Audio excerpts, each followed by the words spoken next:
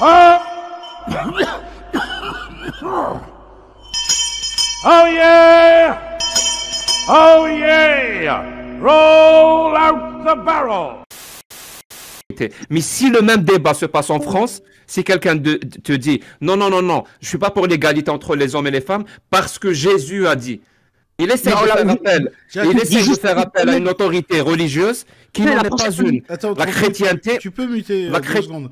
La chrétienté. J'ai une question pour Jack très claire. Je finis, mais il me reste que 3 mots. Parce que nous, on le sait pas. Qu'est-ce qui se passe en Algérie? Parce que nous, on n'en sait rien.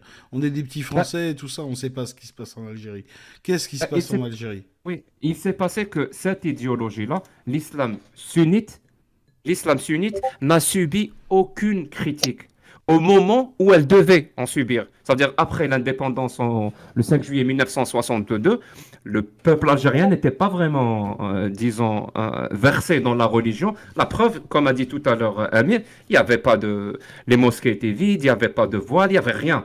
Mais les gens croyaient dur comme fer, que l'islam est une bonne religion. Et les gens qui savent, par exemple les intellectuels, surtout les gens les communistes, c'est-à-dire les marxistes et tout, qui savent que cette religion n'est absolument pas quelque chose de bien. Donc ils avaient une certaine vision paternaliste, ils n'ont pas critiqué cette religion. Et là, on arrive à l'année 1979, qui est une année très, très, très importante. Vraiment, les gens ne se rendent même pas compte à quel point 1979 est une année importante dans le monde et surtout dans les pays dits arabes ou musulmans. À cette année-là, il y a eu beaucoup d'événements. Il y a eu l'événement de la prise d'otage à la Mecque.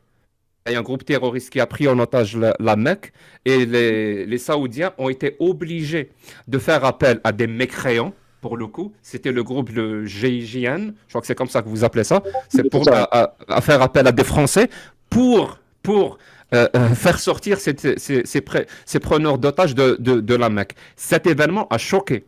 Vraiment, a choqué. Parce que la Mecque... Ce qui paraît, les anciens... Laisse-le finir, s'il te plaît. C'est trop fou, s'il te plaît. Non, c'était juste une anecdote.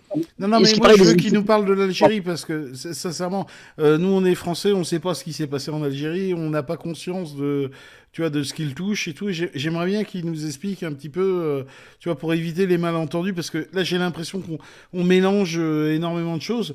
Et je pense que c'est intéressant que Jack nous retrace un petit peu comment est-ce que l'islam est arrivé au pouvoir en Algérie, qu'est-ce qui s'est passé, quoi.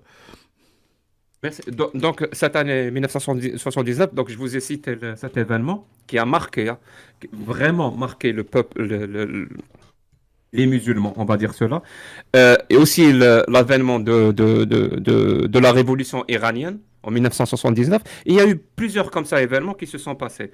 Et là, il y a une pensée qui commençait à se développer et qui vient de l'Arabie Saoudite et des frères musulmans en Égypte. Celle qui consiste à dire Allah est en train de nous punir parce qu'on a laissé les valeurs islamiques. On doit revenir, ce qu'on appelle en français, vous aurez appelé ça revenir à la souche. En arabe, on appelle ça salafé. Voilà, salaf, ça veut dire souche. Revenir à la souche ou revenir au salaf, c'est-à-dire le prophète et les compagnons. Et vu qu'il n'y a pas eu un travail de critique avant, ça veut dire les populations étaient déjà prêtes à accepter ce discours. De un, il y avait deux critères qui existaient dans cette population, très importants. Le premier, c'est l'ignorance totale de cette religion. 99% des musulmans à cette époque ne connaissaient rien à l'islam. Je retrouve la même caractéristique chez les musulmans français. 99% ignorent complètement l'islam. La deuxième caractéristique, c'est que ces populations, tout en ignorant ce que c'était que l'islam, pensent et ils ont comme vérité absolue que cette religion est parfaite et elle doit être appliquée partout. Voilà, c'est les deux qui vont ensemble. Et ce qui permet cela, ça veut dire la présence de ces deux caractéristiques, c'est l'absence de la critique. La critique de qui? Des personnes qui savent, comme disait un très grand, pour le coup c'est un communiste, Kateb Yassine, algérien, qui disait « Qu'est-ce que vous faites de vos pensées, les communistes? Vous faites quoi de vos idées? Pourquoi vous ne parlez pas? Pourquoi vous ne dites pas ?» Le bon Dieu n'existe pas, dites-le. Il est en train de supplier en 1949 en Algérie. D'ailleurs, il est mort juste quelques mois plus tard.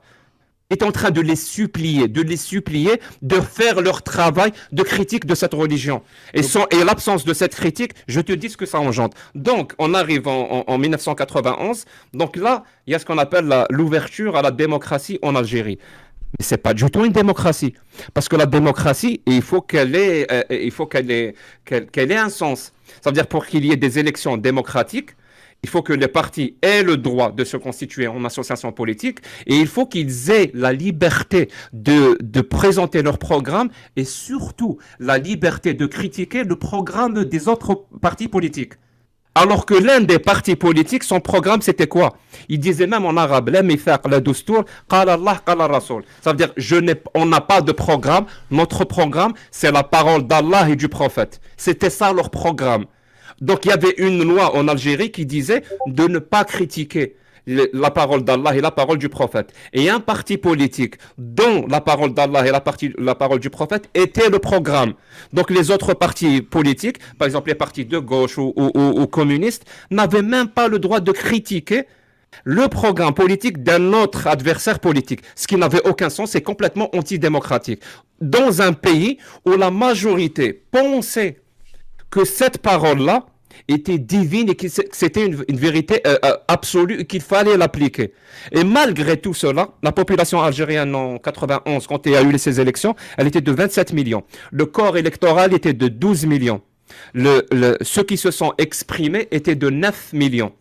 Et 3 millions de ces 9 millions étaient des bulletins irrecevables. Parce qu'il y avait des insultes, il y avait plein de choses. Donc il n'y avait que exprimer ces 6 millions. Sur les 6 millions, ce parti islamiste n'a eu que 47%. Un peu moins de 3 millions ou un petit peu plus que 3 millions.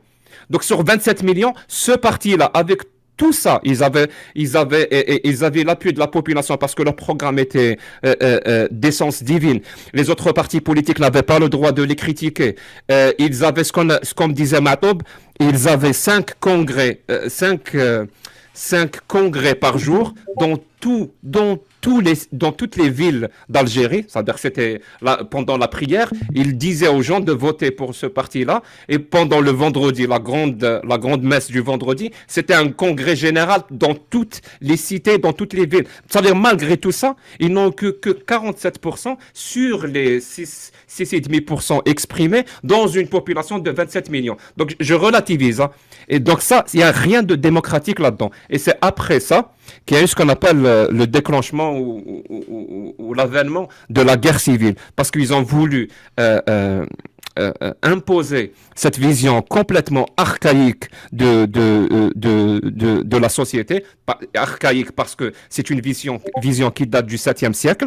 Et le peuple n'a pas vraiment voulu accepter le pouvoir non plus. Ils n'avaient pas les outils pour comprendre. Ils n'avaient pas les outils pour comprendre qu'ils étaient en train de se faire avoir, quoi. C'est ça que tu es en train de me dire. Si je comprends bien, le peuple n'avait pas les outils intellectuels, tu vois, pour arriver à comprendre qu'on était en train de les enculer, quoi. Excuse-moi, mais... moi je le dis ici, traite-moi d'idéaliste si tu veux. Le peuple aura les outils qui ont été exposés et critiqués dans l'espace public. Si des outils n'ont pas été proposés et critiqués dans l'espace public, tu veux quoi? Que le peuple ait une révélation? Je suis athée, je ne crois pas aux révélations. Donc s'il n'y a pas ces outils-là, il n'y en aura pas. Et justement, tous les gens, toutes les personnes, justement à cette époque-là, dans les années 80, toutes les franges de la politique algérienne se sont données main dans la main pour ne pas critiquer cette religion. Et il s'est passé ce qui s'est passé. Et je persiste à dire, hein, le peuple algérien et le peuple français sont très liés, sont beaucoup plus liés que ce que les gens ont tendance à penser. Ce qui arrive en Algérie a des répercussions en France. Et ce qui arrive en France a des répercussions en Algérie. D'ailleurs, c'est pour ça que ma chaîne YouTube, elle est en français. Ok, très bien. Le- Quelqu'un veut répondre à ce que vient de Juste dire Jack? le- Jack, juste un truc. Je te remercie parce que c'est important de, tu vois, de reparler un petit peu de l'Algérie et tout pour éviter les confusions. Tu vois, là, j'arrive mieux à te comprendre. J'arrive mieux à comprendre ton combat et tu vois sur l'Algérie à travers le fait que tu es un peu recadré historiquement ce qui s'est passé et les risques que ça représente, quoi. Tu vois, même si après, moi, je pense que l'Algérie, c'est pas la France. Mais bon, après, je me trompe peut-être, hein, tu vois, en tant que blanc, raciste, Je suis d'accord. colonialiste L'Algérie, c'est et pas la ce France. genre de trucs. Mais voilà, je pense que c'est. Je te remercie de repréciser ça pour éviter les malentendus, quoi.